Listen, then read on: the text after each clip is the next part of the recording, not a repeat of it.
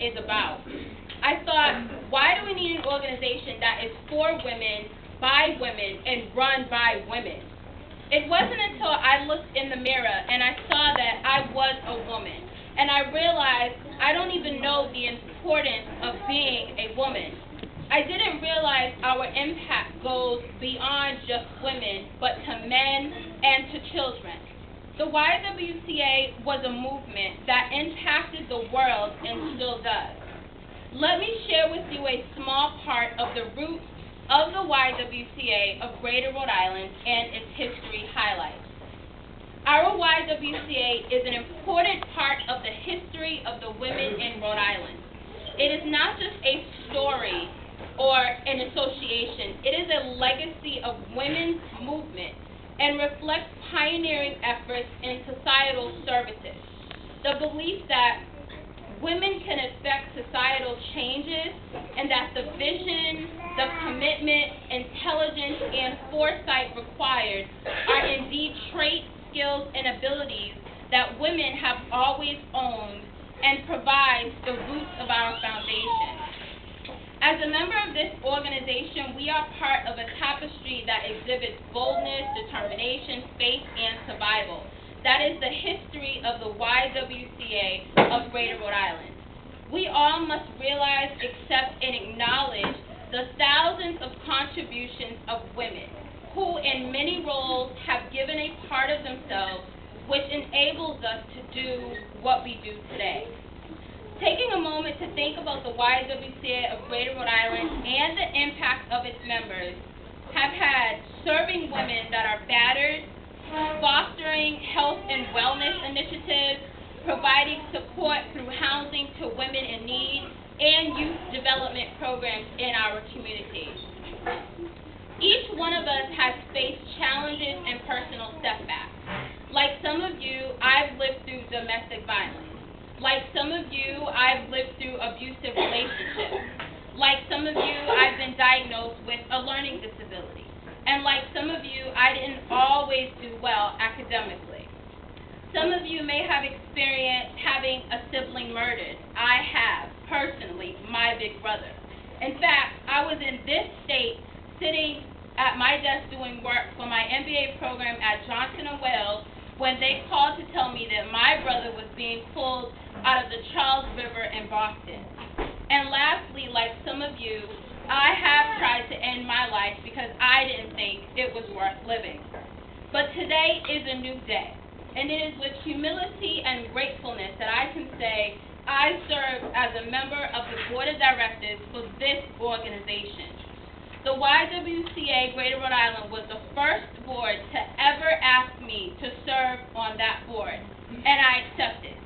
The YWCA saw in me a leader, what I hadn't thought of myself at that time. Being a part of the YW led me to new heights in my own career. Since being a part of this organization, I've graduated with 2 master's degrees, and I'm currently pursuing my doctoral degree. I've been able to work for dynamic institutions including Johnson & Wales, Boston University School of Management, and now I travel over the same Charles River that my brother's body was discovered to serve on the MBA admissions committee at MIT Sloan. My confidence has heightened in that I am now able to get up and speak in front of all of you. In support of the YWCA encouraging our youth, I am also now the founder and CEO of a company called the Youth Career Coach Incorporated. And lastly, as our president said, I've had the opportunity to serve as Miss Black Rhode Island, which changed my life. And I have made it my business to change the lives of youth in this state in relation to self-esteem, self-worth, and helping them find their purpose. So today I'd like to leave with you more than just the history of the YWCA Greater Rhode Island, but more than just my personal triumphs, but one small step each of us could take in order to remain on the path of success or get back on that path.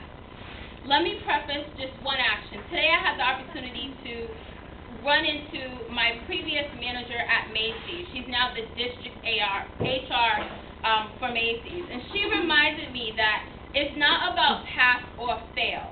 It's the in-between that counts. And what she meant was that, you know, it's almost like, well, my goal is to lose 10 pounds, right? And then you don't hit that 10 pounds, and you're like, oh, I was trying to lose 10 pounds, and I only lost 8. But it's that in-between. It's that process of getting to the 10 pounds. It's, you know, now our endurance is greater because we went through that process. We lost the 8 pounds. Maybe we're breathing better.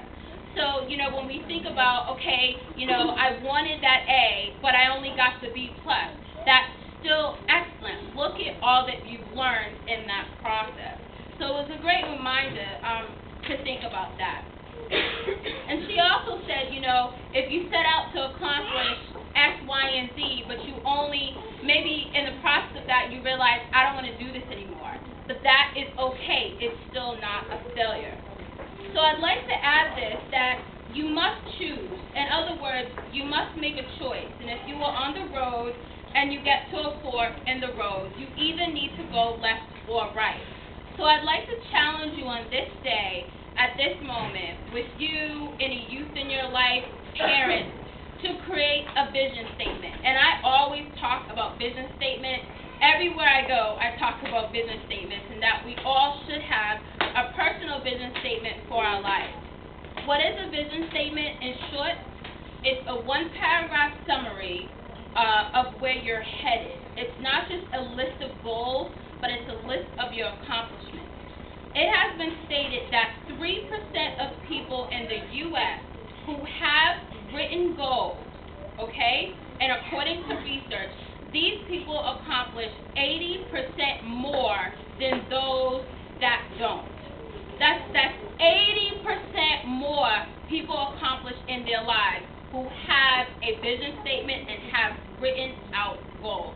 I think that statistic enough should make people that want to be successful realize that I should consider writing something down. So perhaps that is why I am here today, and I would like to share with you just a snippet of my vision statement. My name is Natascha Saunders, and I am a dynamic motivational speaker, a certified career coach, a policy change agent, and a highly sought-after author. I am an entrepreneur worth $1 million. I have earned my doctorate in education. I am in perfect health in mind, body, and soul. And you can read my story under Successful Professionals Under 40 in Black Enterprise magazine. So now, that's just a small piece of my vision statement, which has been written up.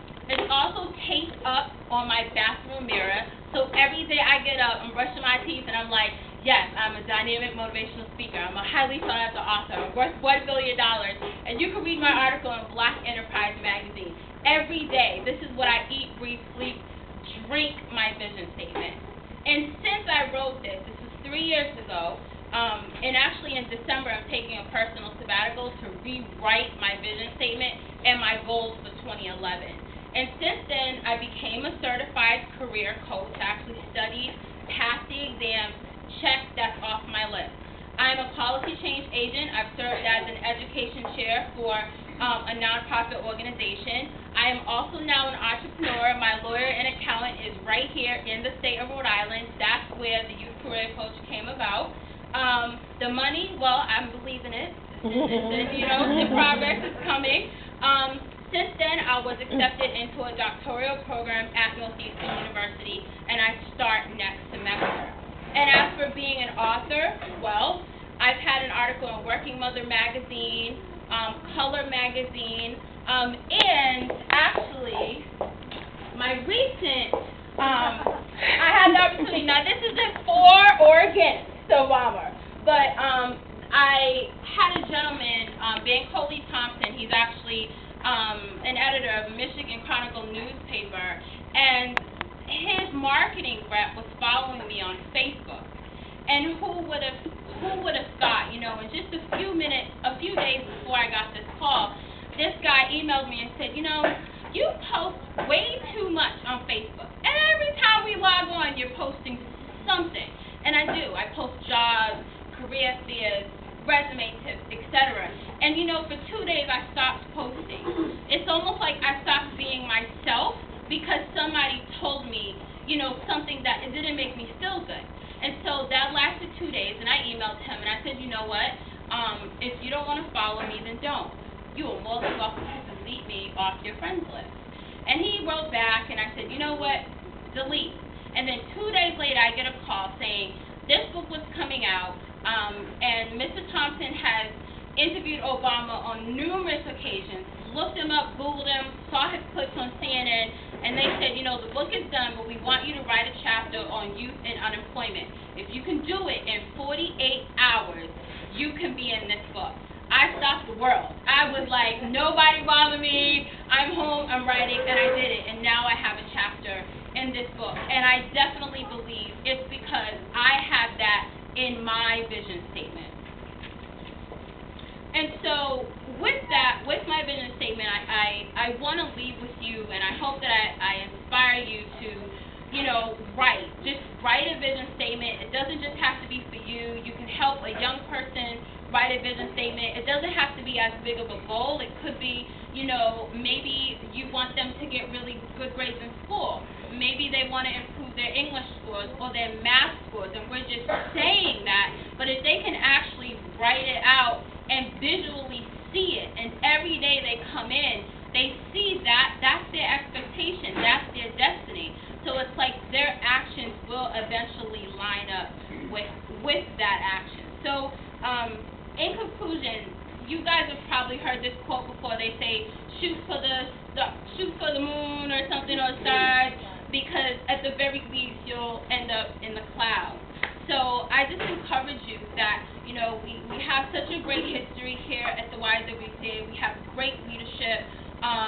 You know, all the personal triumphs that I've gone through, it kills me because, you know, here I am, I'm going to MIT, and I'm going over the same river, and I think of my brother every single time I go into work.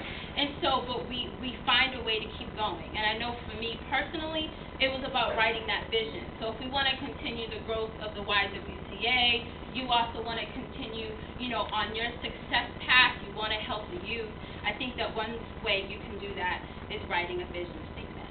So, thank you.